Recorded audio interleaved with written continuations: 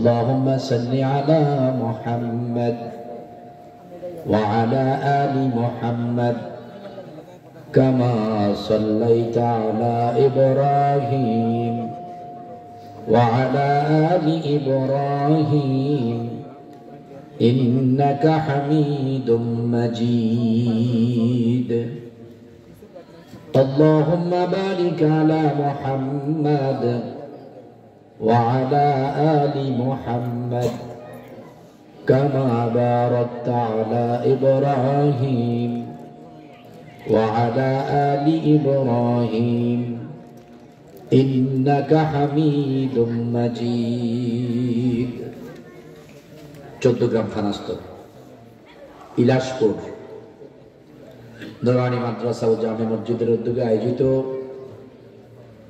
বার্ষিক 23তম তাফসীরুল কোরআন মাহফিলের সম্মানিত সভাপতি জনাব মোহাম্মদ আবুল হাসেম মজুমদার,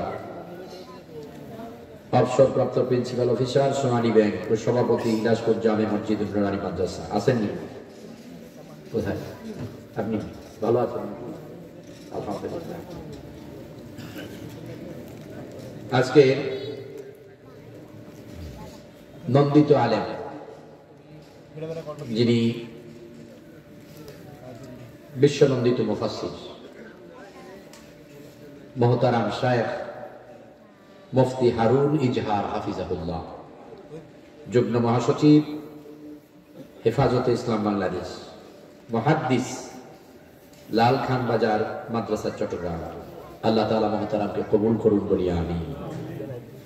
কথা বলেছেন এই শহীদ পরিবারের আপনাদের কাছের মানুষ, যার কথা বলার আগে তার ভাইয়ের কথা মনে পড়ে, যিনি 2024-এর গণ অভ্যুত্থান স্বৈরাচার পতনে জিহাদি আন্দোলনে শাহাদাত বরণ করেছেন।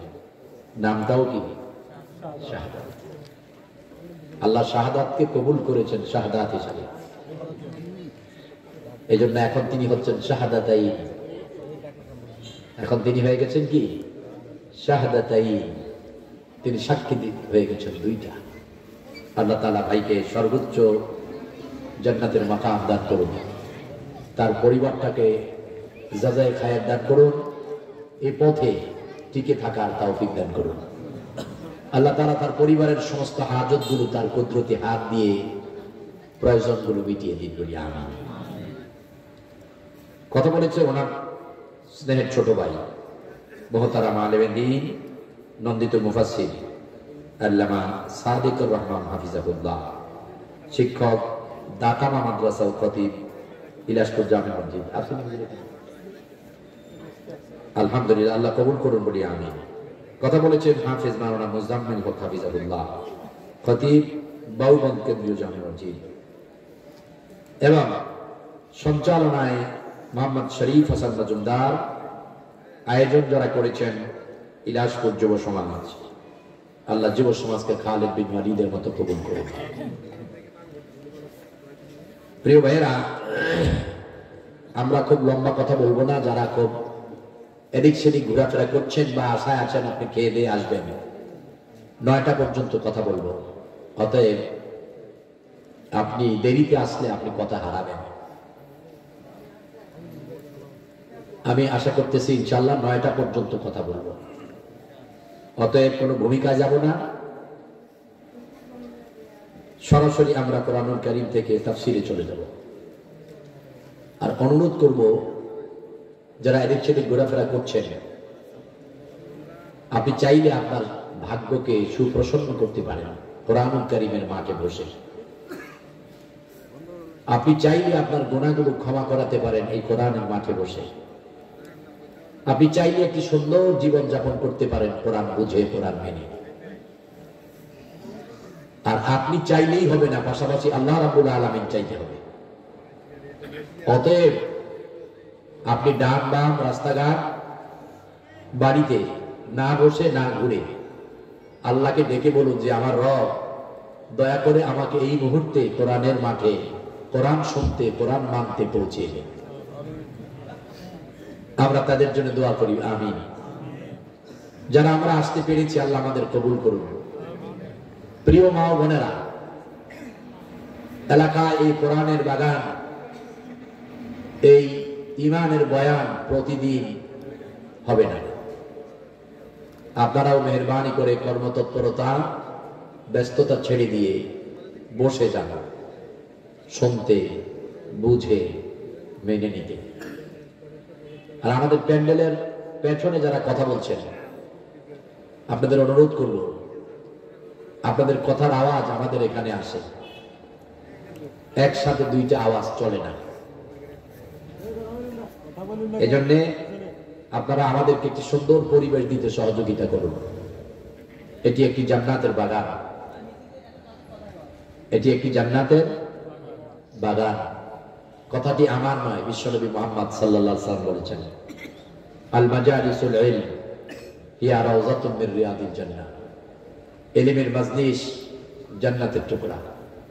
আর আপনারা যারা বসেছেন, নাহনু যুয়ুফুল জান্নাহ, আমরা যারা বসেছি আমরা জান্নাতের মেহমান।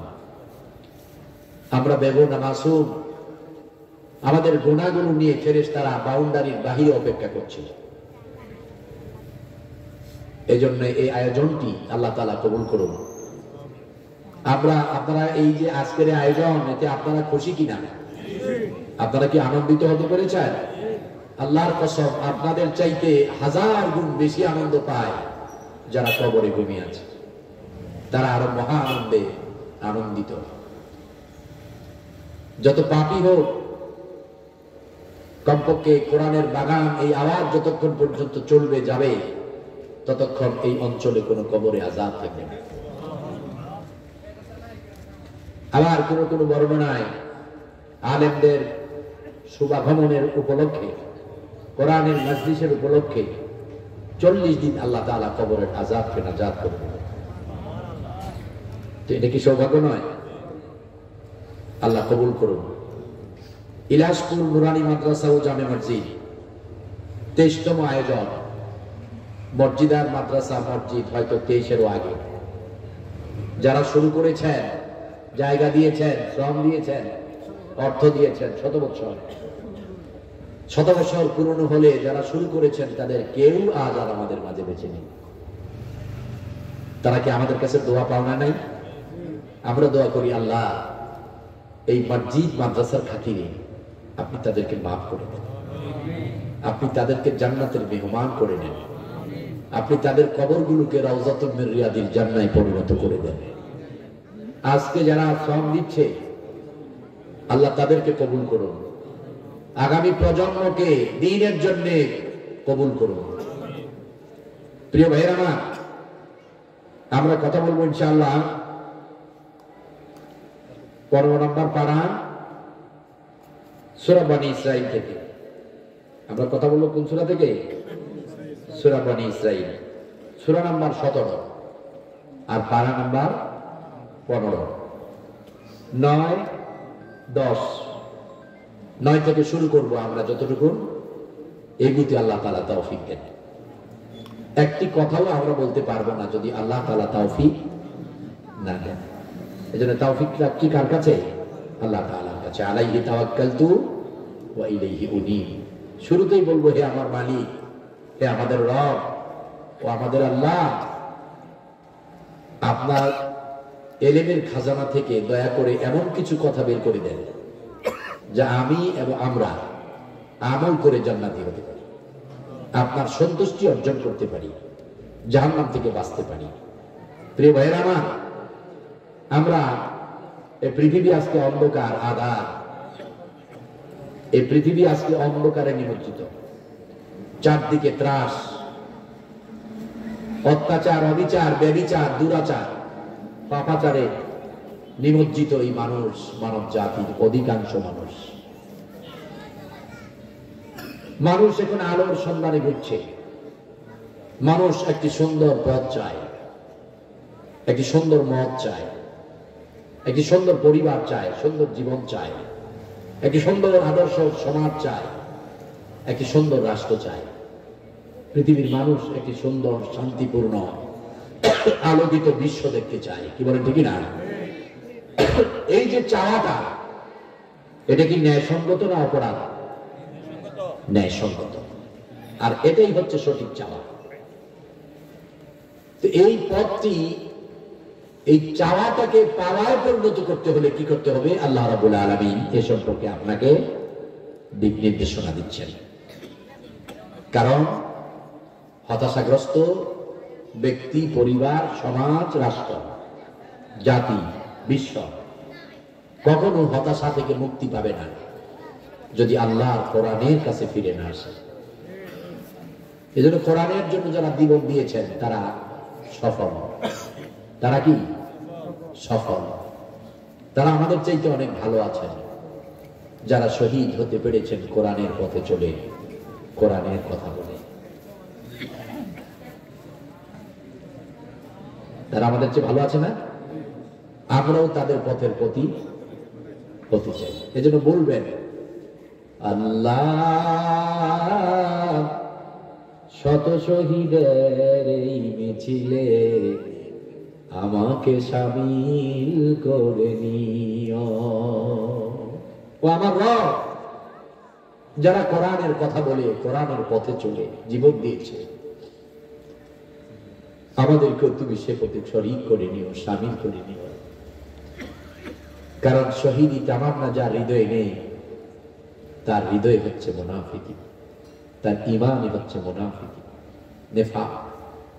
এজন্য নবীজি বলেছেন, উম্মতকে শিক্ষা দিয়েছেন দোয়া করতে, আল্লাহুম্মা রযুকনা শাহাদাতান ক্বাবলা আল-মাউত ফি সাবিলিক বা'দা আল-মাউত ইয়াদখুলাল জান্নাতা বিগাইরি হিসাব। ও আল্লাহ, আমাকে তৌফিক দাও, আমাকে কবুল করে নাও, আমার ভাগ্যে লিখে দাও, আমি যেন মৃত্যুর আগে শহীদ হতে পারি। মরতে তো হবেই, কেউ বাঁচবে না, কেউ বাঁচবে না। বলেন তো বাঁচবে কে? একমাত্র আল্লাহ তাআলা। লা মাওজুদা ইল্লাল্লাহ। আল্লাহ ছাড়া কিছু ছিল না, থাকবেও না। হুয়াল আউয়ালু ওয়াল আখিরু ওয়াল যাহিরু ওয়াল বাতিন। তিনি আগে ছিলেন, শেষেও থাকবেন, প্রকাশ্যেও তিনি, অপ্রকাশ্যেও তিনি। আর সব বিদায় হতে হবে, আর কিছুই থাকবে না। তা আমরা তো মরেই যাবো, এটাই নিশ্চিত। জানাও তো নেই কবে, কখন, কোথায় মারা যাবে। জীবনের আর একটি মিনিট সময় আমার হাতে আছে কি? এই পৃথিবীতে আর একটি মিনিট বেঁচে থাকতে পারবো কি? এতটুকু নিশ্চয়তা, এতটুকু জানা, এতটুকু আশা করাটা বোকামি ছাড়া কিছু না। এই আছি, এই নেই। আজকে কোরআনের কাছে আসি না, আজকে মসজিদে আসি না, আজকে কোরআনের মাঠে, মসজিদের মাঠে আসি না। হে যুবক, হে আমার আলমানিতা বৃদ্ধ, আজকে তোমার কাছে মসজিদ ভালো লাগে না, আজকে আযান শুনে তুমি মসজিদে আসো না, আজকে কোরআনের মাঠ, কোরআনের ময়দান, কোরআনের কাজ তোমার কাছে ভালো লাগে না। আল্লাহর কসম, এই মসজিদের ঘাট হয়তো 1 ঘন্টা পরে, হয়তো 1 রাত্রি পরে, হয়তো 1 মাস পরে, এই মসজিদের ঘাট তোমাকে রিসিভ করতে তোমার কাছেই চলে যাবে, তোমাকে রিসিভ করতে তোমার কাছেই চলে যাবে। অতএব মসজিদের ঘাট তোমাকে রিসিভ করার পূর্বে তুমি কোরআনকে, মসজিদকে, আল্লাহকে রিসিভ করো। জীবনটা সফল হবে, দুনিয়াতে পাবে কল্যাণ, পরকালে পাবে নাজাত, মুক্তি আর জান্নাত। আমাদের প্রয়োজন আছে কি নাই? এই জন্য প্রিয় ভাইরা আমার, আল্লাহ রাব্বুল আলামিন আজকের এই পৃথিবী যা যে অবস্থায়, 570 খ্রিস্টাব্দে এমনই একটি দৃশ্য, এমনই একটি অবস্থা ছিল, এমন পরিবেশ ছিল, জাহেলিয়াত আর মূর্খতা। আমি বিচার বিবেচনা বিশ্লেষণ করে দেখেছি, 570 খ্রিস্টাব্দকে আইয়ামে জাহেলিয়াত বলা হয়, অন্ধকার দিন। যদি আমরা 570 খ্রিস্টাব্দকে কম্পেয়ার করি 2024 খ্রিস্টাব্দ, 25 খ্রিস্টাব্দ দিয়ে, তাহলে আমার ভাইরা 2006 থেকে 24 পর্যন্ত 18টি বছর এই 570 থেকে আরো মারাত্মক খারাপ ছিল বাংলাদেশ। ইতিহাসের পাতায় লিখবে এমন কোন ভাষা খুঁজে পাওয়া যেত না। জাতি ছিল নির্যাতিত, নিপীড়িত, লাঞ্ছিত, অপমানিত, অবহেলিত। পৃথিবী ছিল অন্ধকার, আর পরকালে ছিল জাহান্নাম। এই 18 বছর নির্যাতন, নিপীড়ন, অত্যাচার, অবিচার, জেল, জুলুম, হামলা, মামলা, ফাঁসি আর গুলির মধ্য দিয়ে কেউ বা শাহাদাত বরণ করেছে, আবার কিছু কোরআনের মুজাহিদ ময়দানে আজও আল্লাহু আকবার বলে বেঁচে আছে। এই অন্ধকার ছন্ন পৃথিবী, এই সমাজ ঘুরে দাঁড়ায় আল্লাহর নাফরমানি, অত্যাচার, অবিচার, ব্যভিচার, দুরাচার, পাপাচার, এই সব অপরাধ থেকে মুক্তি পেয়ে একটি আলোকিত পথ, সুন্দর পথ, সোনালী মানুষ, সোনালী পরিবার, সোনালী জাতি, সোনালী রাষ্ট্র, সোনালী গিবশিষ্য ধরার জন্য একটি সুন্দর, সহজ, সরল, সঠিক পথ ছাড়া আদৌ সম্ভব না। এই জন্য প্রিয় ভাইরা আমার, আপনি যখন কোন বঙ্গোপসাগরের মধ্যখানে, আরব সাগর, আটলান্টিক মহাসাগরের মধ্যখানে আপনি আছেন, উত্তর, দক্ষিণ, পূর্ব, পশ্চিম চেনার মতো কোনো উপায় আপনার নেই। সেখানে কম্পাস, কাঁটা কম্পাস ব্যবহার করা হয়। ওই কাঁটা কম্পাসের কাঁটা ছাড়া কখনো পূর্ব, পশ্চিম, উত্তর, দক্ষিণ গন্তব্যস্থানের মেরু পথ নির্ণয় করা যায় না। না সম্ভব কাঁটা কম্পাস ছাড়া? কারণ এই জন্য সম্ভব, আপনি যেখানে যেভাবে যত নদীতেই থাকেন, ওই কাঁটা কম্পাসের কাঁটাটা থাকে উত্তর দিকে, এটা কখনো উত্তর দিকে চলে যায় না। আপনার নৌকা ঘুরবে, কাঁটা অটোমেটিক ঘুরে উত্তর দিকে চলে যাবে। এটা আর কেউ ঘোরাতে হয় না, অটোমেটিকলি ঘুরে যায়। এটা দিয়ে পথ নির্দেশ করে গন্তব্যস্থানে পৌঁছা যায়। ঠিক তেমনি আজকের 21 শতাব্দীতে নয়, পৃথিবীর সব যুগে, সব কালে, শুরু থেকে কিয়ামত পর্যন্ত এই পথ ধারা অন্ধকারাচ্ছন্ন, নির্যাতিত, নিপীড়িত, নিষ্পেষিত, অবহেলিত, লাঞ্ছিত জাতি যদি গন্তব্যস্থল জান্নাতে যেতে চায়, পথ পেতে চায়, একমাত্র আল্লাহর কোরআন ছাড়া আর কোনো কিছু দিয়ে সম্ভব নয়। কোরআন কারীম ছাড়া অন্য কিছু দিয়ে সম্ভব না। এই জন্য এটা আমার কথা নয়, এই কথাটা আল্লাহ রাব্বুল আলামিন বলেছেন। কে বলেছেন? আল্লাহ রাব্বুল আলামিন। 15 নম্বর পারা, 17 নম্বর সূরা, 9 নম্বর আয়াত। সূরাটার নাম হচ্ছে সূরা বনী ইসরাঈল। সূরাটার নাম কি? সূরা বনী ইসরাঈল। এই বনী ইসরাঈল সূরা, এই সূরার নাম একটা পরিবারের নামে হয়েছে। কিসের নামে? পরিবারের নামে। বনী ইসরাঈল একটি পরিবার, একটি পরিবার, এবং যে পরিবারে আল্লাহ তাআলা সবচেয়ে বেশি নবী প্রেরণ করেছেন, সবচেয়ে বেশি নবী এই বনী ইসরাঈল পরিবারে দিয়েছেন। এবং আজকের বিজ্ঞান যা আবিষ্কার করতে পেরেছে, আজকের বিজ্ঞান যা আবিষ্কার করতে পেরেছে, এই বনী ইসরাঈল পরিবারে আল্লাহ তাআলা এমন কিছু ঘটনা দিয়েছেন, কিয়ামত পর্যন্ত বিজ্ঞান পারবে কিনা তাও জানি না। আল্ট্রাসাউন্ড করে, ভাই আজ থেকে 25-30 বছর আগে যারা ওয়াজ শুনেছেন, মুরব্বী, তারা শুনেছেন, অনেক আলেম ওলামা ওয়াজ করেছেন যে মায়ের পেটে কি আছে জন্মের আগে কেউ জানে না। ঠিক না? এখন এই ওয়াজ চলবে? এখন এই বাচ্চা বলবে, হুজুর কই, কালকে তো আমরা আল্ট্রাসাউন্ড করে জানলাম আমার বোনের ঘরে ছেলে হবে। তাহলে এই কথা, তাহলে কি ভুল বলেছিলেন ওরা? ভুল বলেন নাই, ব্যাখ্যাটা বলছিল। নবীজি বলেছেন লা ইয়ালামু ইনদির রহিম, মায়ের রেহেমে কি আছে এটা কেউ জানবে না আল্লাহ ছাড়া। আর রেহেম হচ্ছে 120 দিন। রেহেম কত দিন? 120 দিনে কয় মাস হয়? কত মাস? 4 মাস। পৃথিবীর কোন বিজ্ঞান বলতে পারবে না 4 মাসে এটা ছেলে না মেয়ে, কারণ 4 মাসে আকৃতি দেওয়া হয় না। ভাই এত কথা আশপাশে হচ্ছে কেন আমি বুঝতে পারলাম না।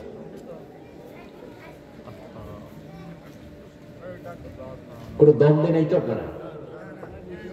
তো যারা এভাবে রাস্তায় কথা বলে তাদের কি আকল জ্ঞান নাই?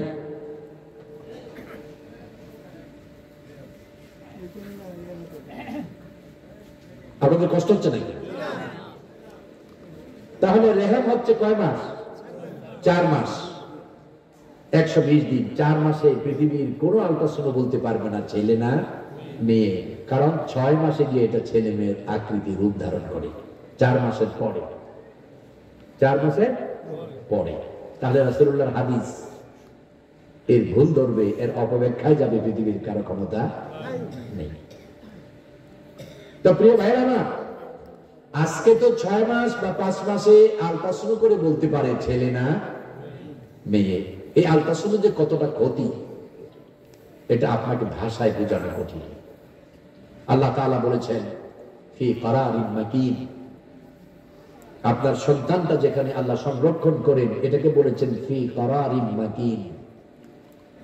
এটা এমন একটি সংরক্ষিত সুরক্ষিত জায়গা যেটার মধ্যে দুনিয়ার কোনো ভুল বিপদ, কোনো অ্যান্টিভাইরাস প্রবেশ করতে পারবে না। আল্লাহ তাআলা বলেছেন হাযাল বালাদিল আমিন, এই পবিত্র মক্কা নগরী আমানতের শহর।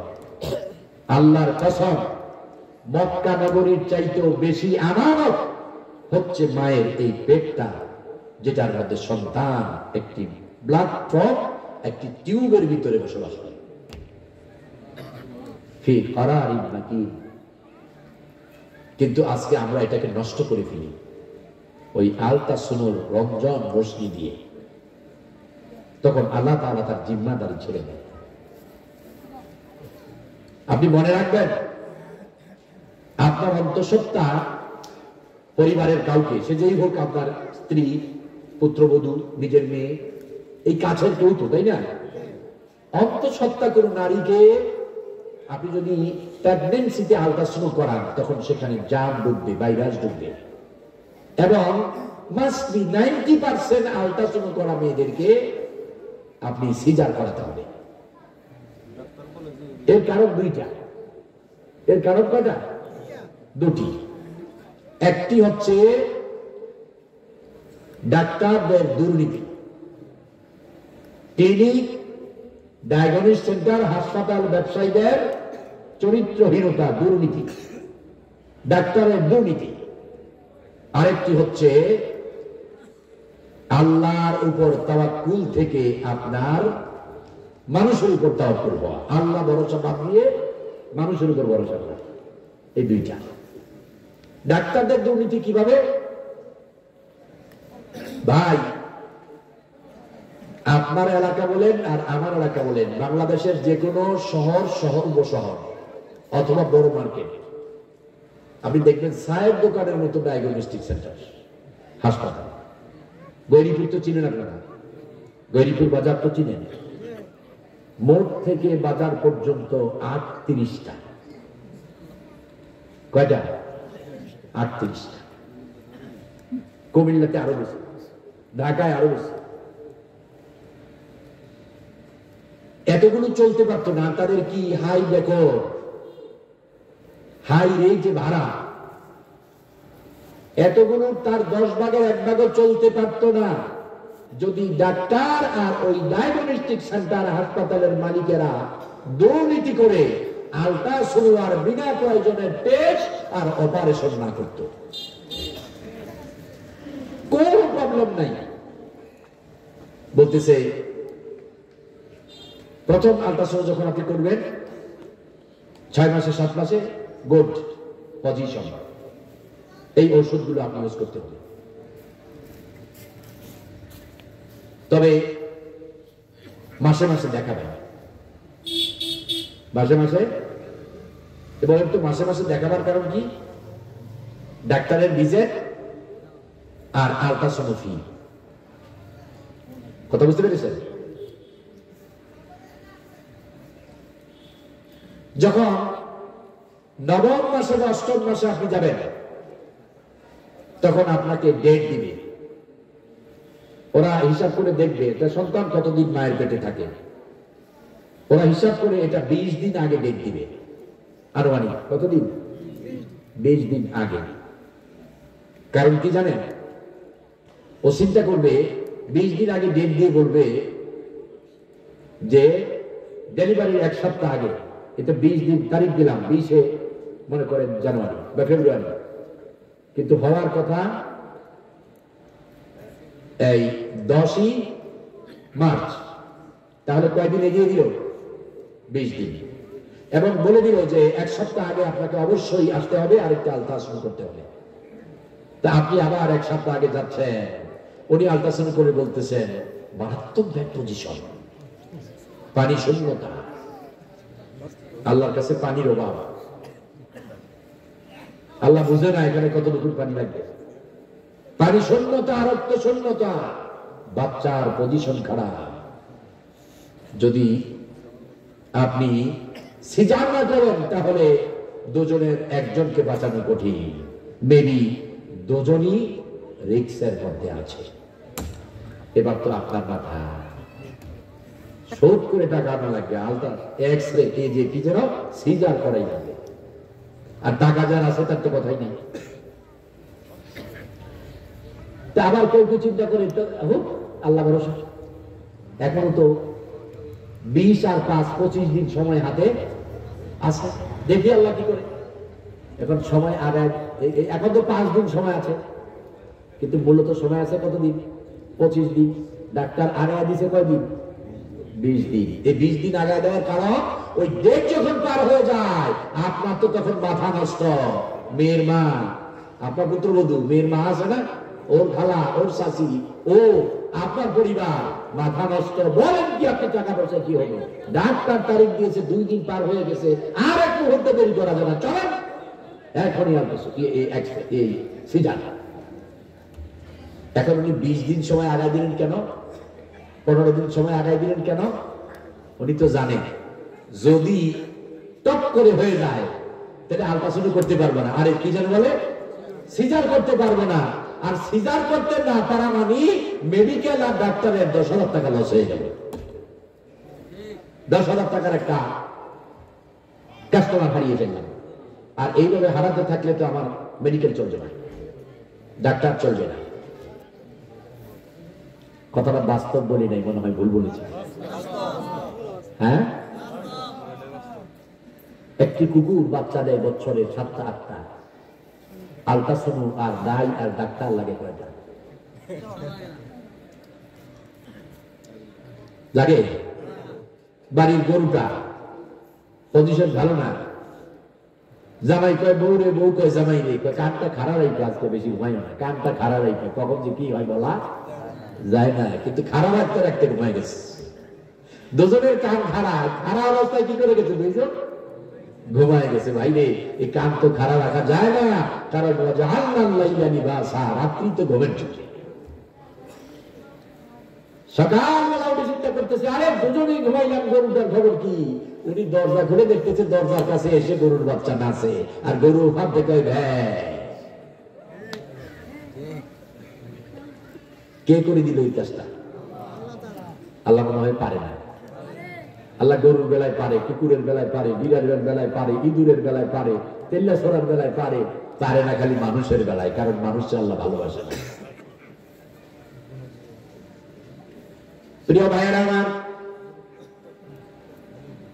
দুঃখ করে কথা বলতে হচ্ছে, আপনি হার্টের রোগী ঢাকায় গেলেন, আপনাকে ওপেন সার্জারি অথবা রিং করাতেই হবে, নচেত অবস্থা ভালো না। এবার যাদেরকে বাংলাদেশে বলা হয় ওপেন হার্ট সার্জারি রিং করাতেই হবে, তারা কিছু কিছু মানুষ আবার ইন্ডিয়া চলে যায়, ওখানে ডাক্তার দেখার পর বলে এই ওষুধগুলো খান, চলবে। এবার রোগী বলে আমাকে ওরা বললো হার্ট সার্জারি আর রিং আপনি দিলেন ঔষধ। তখন ডাক্তার প্রেসক্রিপশন গুলা দেখে মুস্কে মুস্কে হাসে আর দুঃখ প্রকাশ করে যে আপনাকে যে ডাক্তার প্রেসক্রিপশন করেছেন সত্যি উনি আমার চেয়ে ভালো এবং আমার চেয়ে জ্ঞানী, কিন্তু ওনার নীতি নাই। উনি চিন্তা করেছেন ওপেন হার্ট সার্জারি আর রিং যদি না পড়ায় তাহলে আপনার থেকে 1 লক্ষ টাকা উপার্জন করা যাবে না, হাসপাতাল চলবে না, ডাক্তারও ঢাকায় বাড়ি কিনতে পারবে না। এই জন্য তার এই কথা। আপনি রাস্তায় বেরোবেন, মুদি দোকানে যাবেন, রমজানুল কারীম সামনে, এটা শাবান মাস, এরপরে এই আসতেছে রমজান, এখন থেকে প্রস্তুতি চলছে। বুটওয়ালা, তেলওয়ালা, খেজুরওয়ালা, চিনিওয়ালা স্টপ করো আর রমজানের আগে দান বাড়াও। এই যে দুর্নীতি আর দুর্নীতি,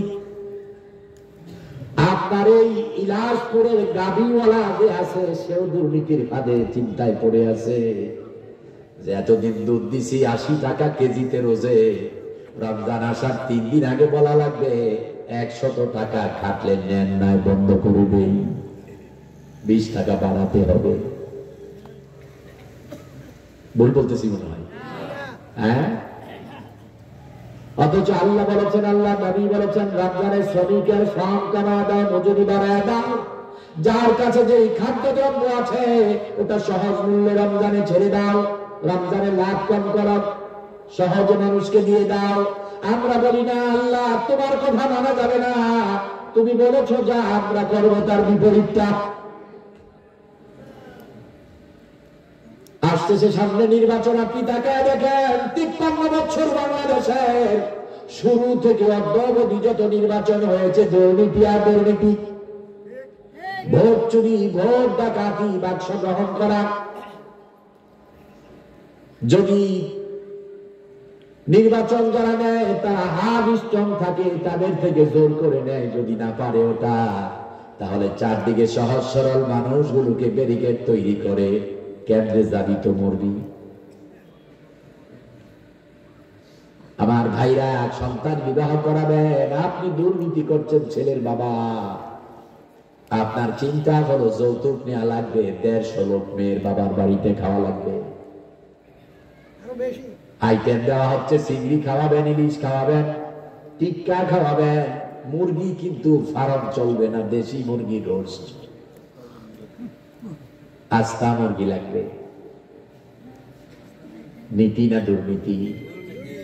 আপনি কি আপনার ছেলের বিয়েতে অনুষ্ঠান করে মেয়ের বাবার বাড়িতে চাহিদা দিয়েছেন, লোক সংখ্যার এস্টিমেট দিয়েছেন, আপনি লিখে নেন কিয়ামতের দিনে আসামি হয়ে তার কাছে ক্ষমা না পেলে জাহান্নামে যাওয়া লাগবে। কারণ তার বাড়ির এস্টিমেট দেওয়া, লোক সংখ্যা নিয়ে যাওয়া, এই খাওয়াটা হারাম। যেখানে আল্লাহ বলেছেন মহানা দাও, সেখানে আপনি চারে বসে আছেন যৌতুক নেবেন। যেখানে আল্লাহ বলেছে পর্দা করো, সেখানে আপনি বউ বাড়িতে নিয়ে অনুষ্ঠান করে চাচা জ্যাঠা মামা ফুফা বোনের জামাই তাদেরকে বলেন বউ দেখা যান, আছে না? নীতি না দুর্নীতি? সন্তান মুসলমানি করাবেন, মুসলমানের নামে মানুষকে দাওয়াত দিয়া খাওয়াইয়া খাতা কলম নিয়ে বসছেন, খাওয়াইবেন 1000 টাকা, নিবেন 3000 টাকা। নীতি না দুর্নীতি? অমিয়া কাটবেন সোনা, মানুষকে দাওয়াত দিয়া সোনা, ওটা তো ভাইকা রাখার না, ওইটা আপনি প্রচার করেন, লজ্জা আছে আপনার?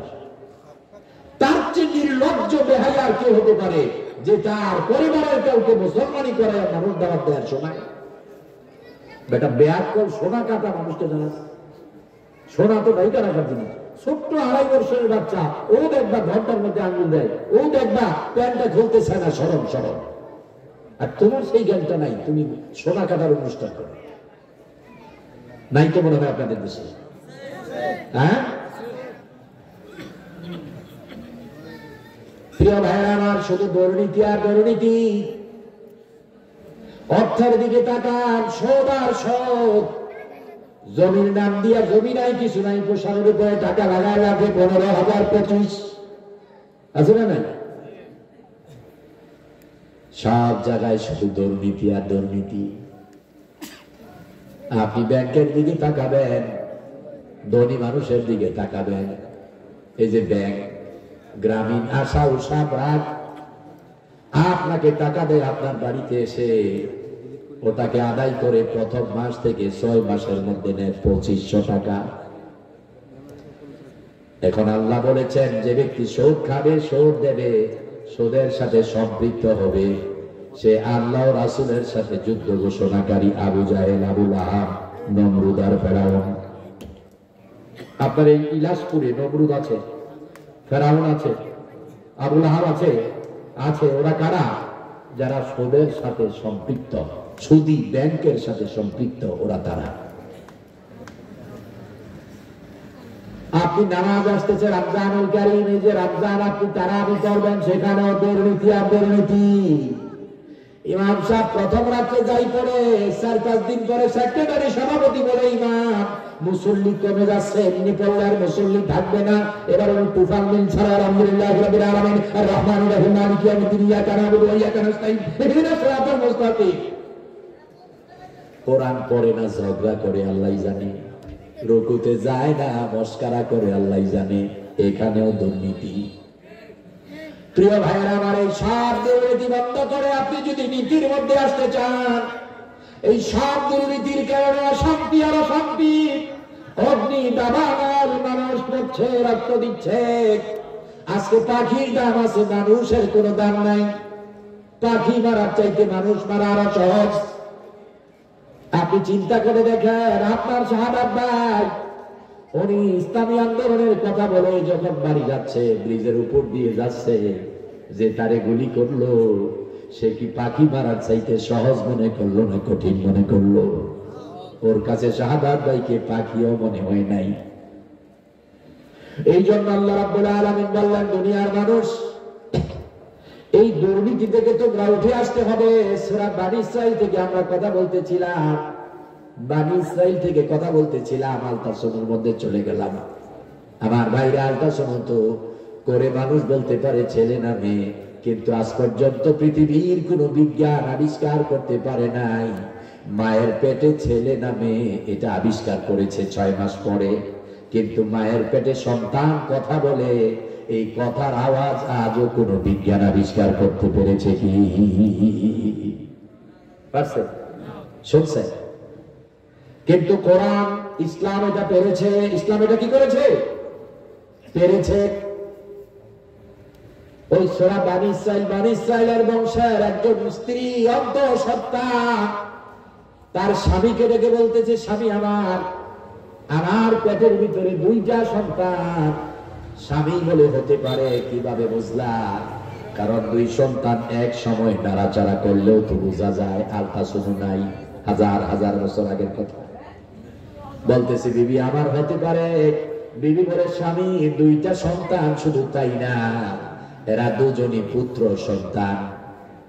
এরা দুজনই কি? আচ্ছা, নাড়াচাড়া দিয়া কি ছেলে মেয়ে বোঝা যায় না? এরা দুজনই পুত্র সন্তান। স্বামী বলে, না না, তোমার কথা মানতে পারি না। কেমন করে তুমি বললে এটা আল্লাহর হাত?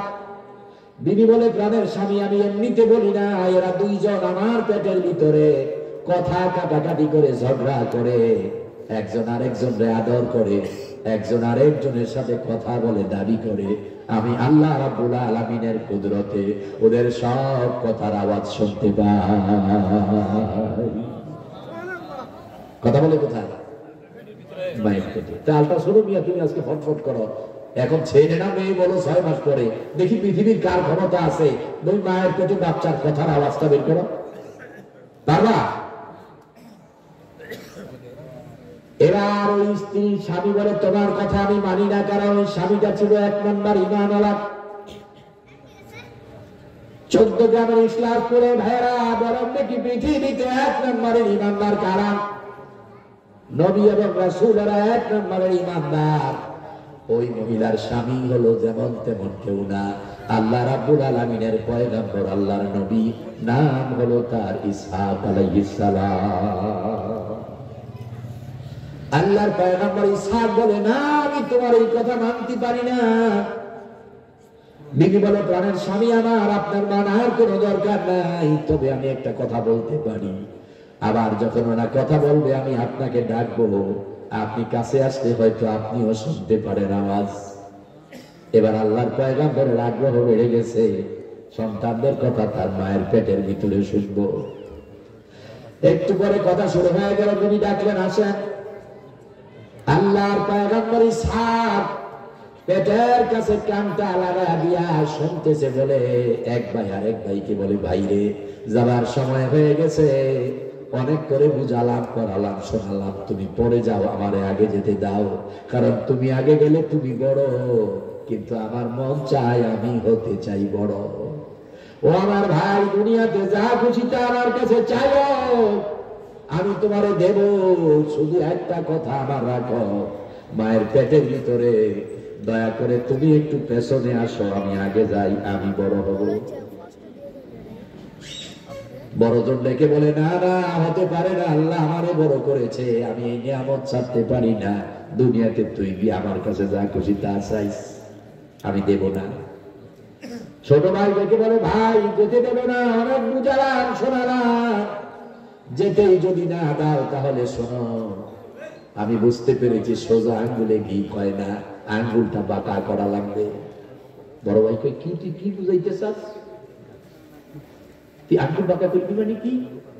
বলে, ভাই রে, যাবার সময় হয়ে গেছে স্পষ্ট শুনে রাখো, যদি কথা না রাখো, পথ না ছাড়ো, আমার একটা হাত দিয়া তোমার ঘাড়ের মধ্যে ধরবো, আরেকটা হাত দিয়া তোমার ঘাড়ের মধ্যে ধরে আটকাবো, আর পায়ের হাঁটুটা দিয়া মায়ের নাভিতে জোরে আঘাত করে পেটটা ছিঁড়ে ফেলবো, মায়ের নাভি পেট দিয়ে বেরিয়ে যাব, কিন্তু তোমাকে আগে যেতে দেব না। কথাটা ভালো কইছে না খারাপ? শুনতেছে কে? বাবা আর মা। বাবা একটা শুই না করে খাইছে, দেখছো নি তার অবস্থা? মার ফেলে থাইকে বড় ভাইয়ের ধারো ধরে মার পেট ছিড়ালা, তেজে দুনিয়া এলে কি করবো আল্লাহ জানে। বাবাই কয়, ইস মানে দুষ্ট পাপ।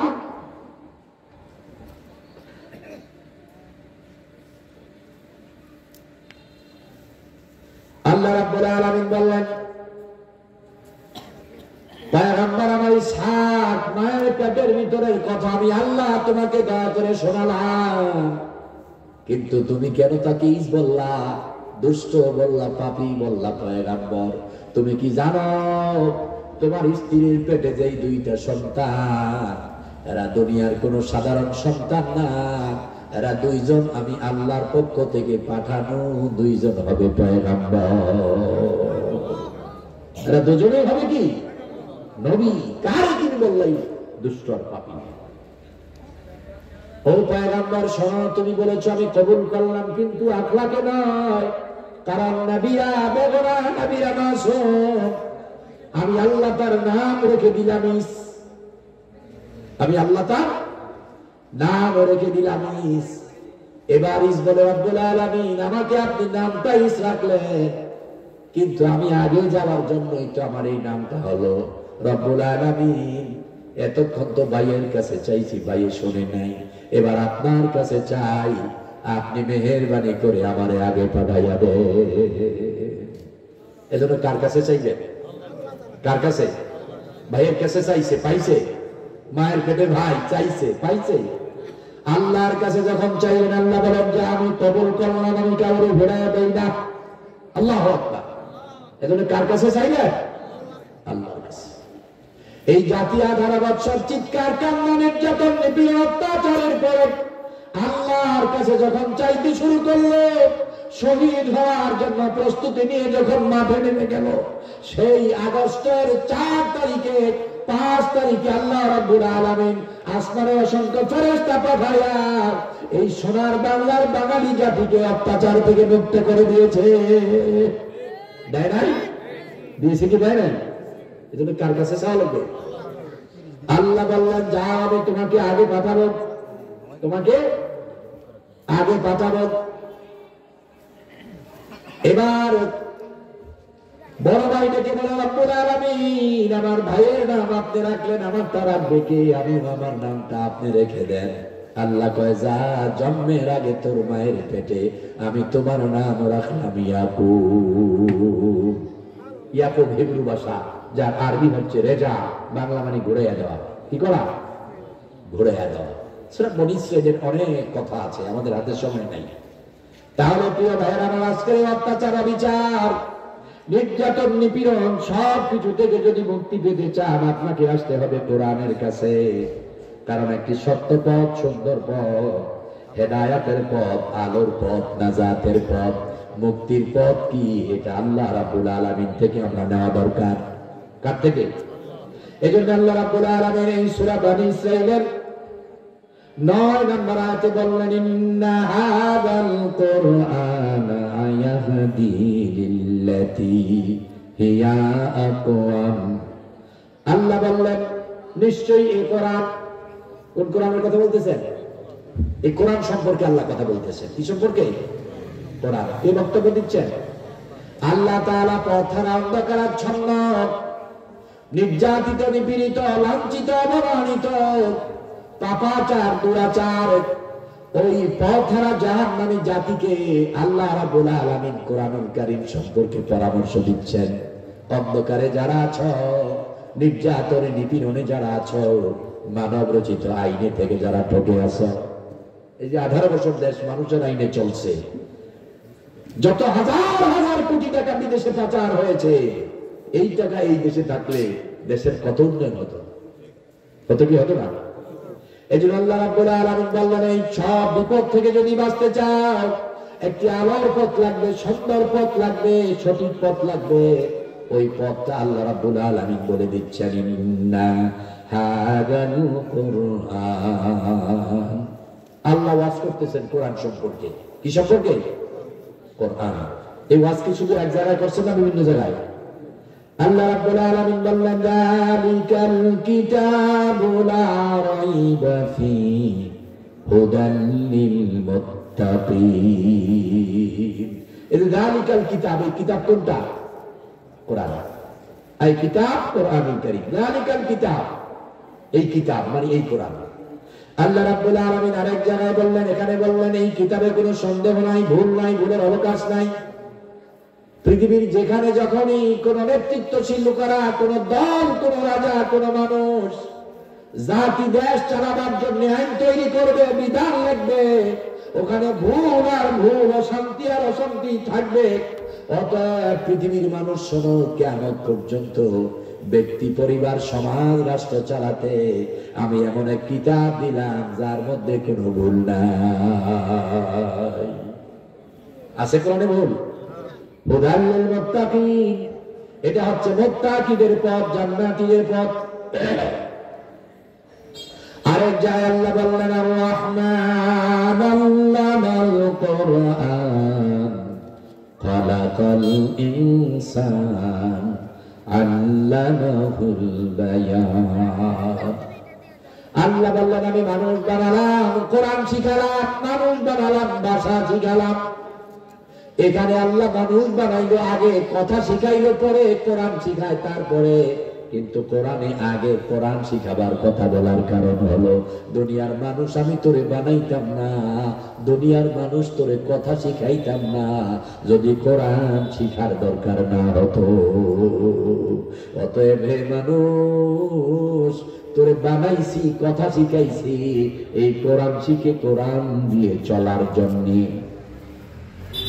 আরেক জায়গায় আল্লাহ রাব্বুল আলামিন বলেন, ইয়াসিন ওয়াল কুরআনিল হাকীম ইন্নাকা লামিনাল মুরসালিন আলা সিরাতিম মুস্তাকিম। হে নবী, আপনাকে বিজ্ঞানময়, প্রজ্ঞাময় মহাবিজ্ঞান কোরআন দিয়েছি, হিকমত দিয়ে, বুদ্ধি দিয়ে, পথ দিয়ে, দিক দিয়ে, দিক নির্দেশনা দিয়ে এমন এক কোরআন আপনাকে দিয়েছি যে কোরআনের শিক্ষানীতি, সংস্কৃতি, পরিবার নীতি, সমাজনীতি, রাষ্ট্রনীতি, অর্থনীতি, বিশ্বনীতি, সব নীতি নৈতিকতা কোরআনের মধ্যে দিয়ে দিয়েছি। অতএব এই কোরআন থেকে ডানে বামে, সামনে পেছনে একটু সরে দাঁড়াবার কোনো প্রয়োজন নেই। প্রিয় ভাইরা, আজকে আমরা কোরআন থেকে সরে যাওয়ার পরে অত্যাচার, অবিচার, নির্যাতন, নিপীড়ন, তাম পৃথিবীতে অশান্তির দাবানো আগুন জ্বলছে। মানুষ মানুষ মারছে, মানুষ মানুষ মারছে পাখির মতো, রক্ত জড়াচ্ছে, সম্পদ কেড়ে নিচ্ছে, অস্ত্র চালাচ্ছে, নারীদের উপরে নির্যাতন, নিপীড়ন হচ্ছে, দর্শন হচ্ছে, জেনা হচ্ছে, আবার নারীদের দ্বারা মিথ্যা অপবাদ দিয়ে পুরুষদেরকে শোষণ করা হচ্ছে। হচ্ছে কি হচ্ছে না? এই সব নির্যাতন, নিপীড়নের কারণ হলো আমরা আল্লাহর আইন, কোরআনকে বাদ দিয়ে নিজেরা আইন তৈরি করে ফেলেছি। প্রিয় ভাইরা, এই যে মাইকটা চলতেছে, আওয়াজ আছে না নাই? যে আওয়াজ আছে, চলে কিনা? কিন্তু এই তারটা যদি এক সুতা ডিসকানেক্টেড হয়ে যায় তাহলে আওয়াজ থাকবে কি? থাকবে না। এই লাইট যদি এক সুতা ডিসকানেক্টেড হয়ে যায় তাহলে আলো জ্বলবে না। যদি মাইকাল লাইট চলতে হয় তাহলে বিদ্যুতের সাথে ডিসকানেক্টেড নয়, বরং 100% কানেক্টেড থাকা লাগবে। 99% কানেক্টেড, 1% আনকানেক্টেড, ডিসকানেক্টেড হলে মাইকও চলবে না, লাইটও জ্বলবে না। আমার প্রিয় ভাইরা, আপনি যদি দুনিয়ায় সুন্দর জীবন পেতে চান, পরকালে জান্নাত পেতে চান, ভালো মানুষ হতে চান, একটি ব্যক্তি, পরিবার, সমাজ, রাষ্ট্র যদি সোনালী করে আদর্শ দিয়ে সাজাতে চান, জাহান্নাম থেকে যদি মুক্তি পেতে চান, জান্নাতে যদি যেতে চান, কোরআনের সাথে 100% কানেক্টেড হওয়া লাগবে। 1% ডিসকানেক্টেড হলে চলবে না। কিন্তু আফসোস, আমরা কোরআন থেকে অনেকটাই ডিসকানেক্টেড। আমরা কোরআনের সাথে কানেক্টেড বেশি না ডিসকানেক্টেড? বুঝেন নাই? মানে কোরআনের সাথে লেগে আছি না কোরআন থেকে দূরে আছি? তাহলে আপনার যদি আমাদের জীবনে আলো পেতে হয়, আমরা যদি ব্যক্তি, পরিবার, সমাজ, রাষ্ট্রকে সুন্দর করে সাজাতে হয়, আমরা যদি জাহান্নামের আগুন থেকে বেঁচে জান্নাতে যেতে হয়, একটাই পথ, আল কোরআনের পথ। এই কোরআনের সাথে কানেক্টেড হতে হবে 100%। এজন্য আল্লাহ রাব্বুল আলামিন বললেন, ইন্না হাযাল কোরআন, নিশ্চয়ই এমন কোরআন আমি তোমাদেরকে দিলাম, ইয়াহদি লিল্লাতি হিয়া আকওয়াম, যে কোরআন তোমাদেরকে একটি সত্য, সুন্দর, সঠিক আলো এবং নাজাত, মুক্তির পথ দেখাবে। আল কোরআনের পথই হলো নাজাতের পথ, আল কোরআনের পথ সেজে মুক্তির পথ, আল কোরআনের পথই সেজে জান্নাতের পথ, আল কোরআনের পথই হলো আল্লাহ পাওয়ার পথ, আল কোরআনের পথই হলো শান্তির পথ। বিকল্প আর কিছু আছে? আছে নাই? আপনি আপনাকে প্রশ্ন করেন, আপনি কি কোরআনের সাথে কানেক্টেড না ডিসকানেক্টেড? প্রিয় ভাইয়ের আমার, আপনি কি আল্লাহকে মানেন? কে কে মানেন দেখি? আল্লাহু আকবার। সত্যি কি মানেন? ওরে বাটপার, সব দেখি বাটপার। এবার আপনি বলবেন, হুজুর বাটপার বললেন কেন? কোথায় মানি না? আমি দেখা দিই কোথায় মানেন না। আপনার মসজিদের ইমাম অনেক ভালো, ইমাম চাকরি করে, ইমাম সাহেব আসেনি, ভালো না খারাপ? রাখবেন না তারা দিবেন? কি ভাই, রাখবেন নি? রাখবেন তো। আগামী দিন সকালবেলা যদি ইমাম সাহেব বলে ফজরের নামাজ 3 রাকাত পড়াবো, 1 রাকাতে রুকু দেব, 2টা সেজদা দেব, 1টা, আপনি তখন কি করবেন? কথা বলেন। বিদায় করার আগে হয়তো ভদ্রতার সাথে বলবেন, হুজুর এমন চিন্তা করা যাবে না, কোরআন হাদিসে যেমন আছে তেমন করাতে হবে। হুজুর যদি বলেন আপনার কোরআনের আইন চলবে না, চলবে মসজিদে আমার আইন, আপনার ইমাম, আপনার পীর, আপনার খতিব যদি বলে মসজিদে আল্লাহর আইন চলবে না, মসজিদে আমার আইন চলবে, যত রাকাত ইচ্ছা তত রাকাত পড়াবো, আপনি বলবেন হুজুর মান সম্মান ইজ্জত করে তাড়াতাড়ি ভাবেন, আর একবার নামাজ আপনাকে পড়াতে দেবে না। এবার ইমাম সাহেব যদি বলে মিয়া ভাগের কইদি বুঝি ভাগবো, ভাগবো না, পড়াবো 3 টাকা, এবার আপনি কি করবেন? কথা বলেন। ইমাম আল্লাহর আইন মানবে না, নিজের আইন দিয়া মসজিদ চালাবে, ফজর পড়াবে 3, জোহর পড়াবে 5। আপনি বললে চাকরিও ছেড়ে যাবে না, বলবে আমার জায়গায় আমি থাকবো, ভুল বালি পড়াবো, আমার আইন দিয়ে চালাবো, তখন আপনি কি করবেন? কি ভাই সবাই যে চুপ? লাঠি চোটা দিয়া, পিঠা দিয়া হলো বাগাবেন। ইমামের অপরাধ কি? মসজিদ হলো আল্লাহর, আইন চলবে না তার। মসজিদ কার? কথা বলে না, মসজিদ কার? তাহলে আইন চলবে কার? আপনি চড়ার হবে না। ইমাম, মসজিদ হলো আল্লাহর, আইন চলবে আল্লাহর, আল্লাহর মসজিদে আল্লাহর আইন ছাড়া আর কার আইন চলবে না। সভাপতির আইনে মসজিদ চলবে না, খতিবের আইনে মসজিদ চলবে না, কোন পীর ছাড়ার আইনে মসজিদ চলবে না, মসজিদ চলবে কার আইনে? কথা বলেন, কার আইনে?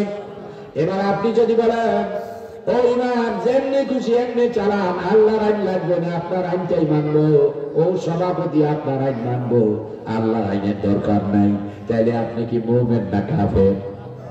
ইমানদার না বেঈমান? আপনি কি জান্নাতি না জাহান্নামী? বুঝে শুনে বলছেন? তাহলে এবার আপনাদের কাছে প্রশ্ন, মসজিদে আল্লাহর আইন চলবে কেন? আপনি বলবেন মসজিদটা হচ্ছে আল্লাহ। মসজিদ কার? আল্লাহ। এবার আপনার কাছে প্রশ্ন, মসজিদটা আল্লাহর, আর ঘরটা, বাড়িটা, ক্ষেতটা, ব্যবসাটা, চাকরিটা, সমাজটা, এই রাষ্ট্রটা, এটা আল্লাহর না? না না, এই সমাজের মালিক আল্লাহ না। কথা বলেন, এই সমাজের মালিক কে? আপনার পরিবারের মালিক কে? আপনার ব্যবসার মালিক কে? আপনার চাকরির মালিক কে? এই তাম পৃথিবীর মালিক কে? সংসদের মালিক কে? মসজিদের মালিক আল্লাহ। আল্লাহর আইন চলবে, আর কারো আইন মানি না। সেই আপনি যদি মসজিদ থেকে বের হয়ে পরিবারে, ব্যবসায়, সমাজে, ভোটে, রাজনীতিতে, নেতায়, রাষ্ট্রে আল্লাহ ছাড়া কারো আইন মানেন, আল্লাহর কসম আপনি মুনাফিক, আপনি মুনাফিক, আপনি মুনাফিক, আপনি কাফের, আপনার জন্য জাহান্নাম। যে ব্যক্তি মসজিদে আল্লাহর আইন মানে, মসজিদ থেকে বের হইয়া নামাজে আল্লাহ, সমাজে আল্লাহরে মানা দরকার মনে করে না, রাষ্ট্রে আল্লাহর আইন মানা প্রয়োজন মনে করে না, সে মুমিন না, মুমিন না, সেই তো মুনাফিক। বেশি ওয়াজার দরকার নাই। এজন্য আল্লাহ রাব্বুল আলামিন বললেন, ইন্না হাযাল কুরআন লিয়াহদি লিল্লাতি হিয়া আকওয়াম। নিশ্চয় এমন একটা কোরআন তোমাদেরকে দিলাম, যেই কোরআন তোমার ব্যক্তি, পরিবার, সমাজ, রাষ্ট্রে এবং বিশ্বে, ব্যবসা নীতিতে, ধর্ম নীতিতে, রাজনীতিতে